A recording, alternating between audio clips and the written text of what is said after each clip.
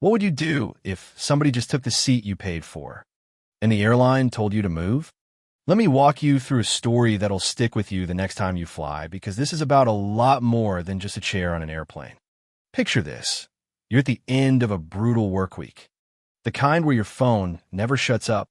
Your calendar's a losing game of Tetris, and even the coffee at the office looks tired. That was David Langston. Friday night in Phoenix. Arizona dead on his feet, but finally headed home to Dallas.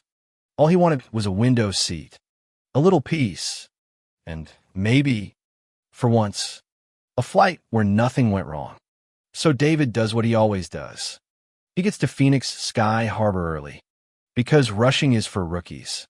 He likes to wander, watch kids wrestling with their backpacks, couples bickering over gate numbers, business travelers glued to their screens. He thinks he could tell a lot about the world by how folks act in airports. And for a guy who built a tech company from scratch, David's not flashy.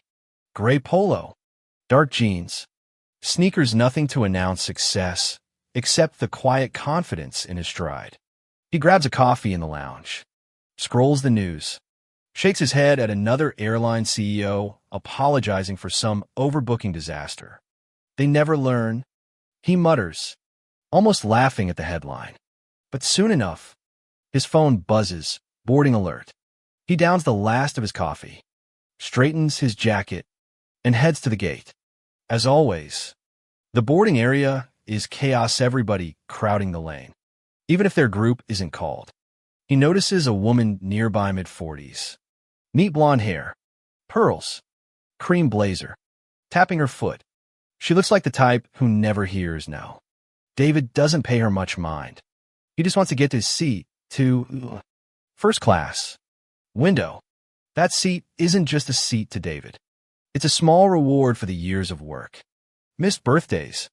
Late night doubts. It's peace he earned the hard way. Except when David steps on board. There's someone in his seat.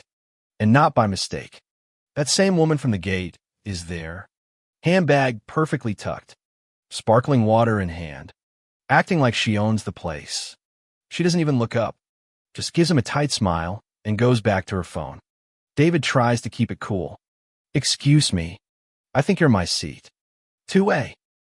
She looks him dead in the eye and says, I'm in 2A. Like the discussion is already over. He checks her phone, quick and polite. It's clear as day. Her boarding pass says 3C. Middle seat. Different row. He points it out calm, not trying to embarrass her. She laughs. That dismissive laugh people use when they think you're being ridiculous. No, I always fly in 2A. He tries to explain. Seats aren't for life. But she digs in. Maybe they made a mistake printing the ticket. But this is my seat. A few first-class passengers are watching now. The air turning thick. David stays measured. Ma'am, the pass says 3C. I paid for 2A. Please, let's not drag this out. She snaps back. Maybe you should sit in 3C then. Problem solved. Now the whispers start. One guy mutters, that's not how it works. David can feel the old frustration rising, the same frustration from boardrooms where he had to prove, again and again, that he belonged. The flight attendant shows up. All smiles, those smiles made to keep things calm. She checks both boarding passes, sees the truth, says, Ma'am, your seat is 3C. 2A is his. But the woman won't budge. I always sit up front. I booked first class weeks ago. The attendant, Kelly, stays polite. 3C is first class too, but 2A is assigned to him. David hands over his boarding pass. No hesitation. Case closed. Right? Not even close. The woman's smile fades, replaced with that hard edge people get when they realize they're losing. I don't understand. Why should I move? I'm already comfortable. Can't he just take 3C? David's patience is almost gone. It's not just a seat. It's about respect. I followed the rules. I paid for this spot. And now you're saying that doesn't matter? The silence in the cabin is heavy. A couple of passengers back him up. But Kelly hesitates, looking at David. Maybe just for today, you could take 3C, sir, to keep the process smooth. David stares at her. She takes my seat. You confirm it's mine, and you want me to move? Caroline, now the whole cabin knows her name, jumps in. Exactly. Why make a fuss? David's voice stays steady, but you can feel the steel. I'm not moving. Not today. The captain gets called in, a tall guy with the kind of presence that hushes a crowd. He checks both boarding passes, looks up, and says, Seat 2A belongs to Mr. Langston. But Caroline won't give in. This is ridiculous. I always sit here. Why can't he just cooperate? The captain stands firm, because it's not his job to fix your mistake. You need to move. Gasps. Then quiet applause ripple through first class. Caroline flushes, but she's not done fighting. She lowers her voice to the captain. Are you really going to let him cause a scene? David stands up, calm, but every word lands like a hammer. If this plane can't leave on time because people won't accept the truth, then it won't leave at all. Not until it's handled right.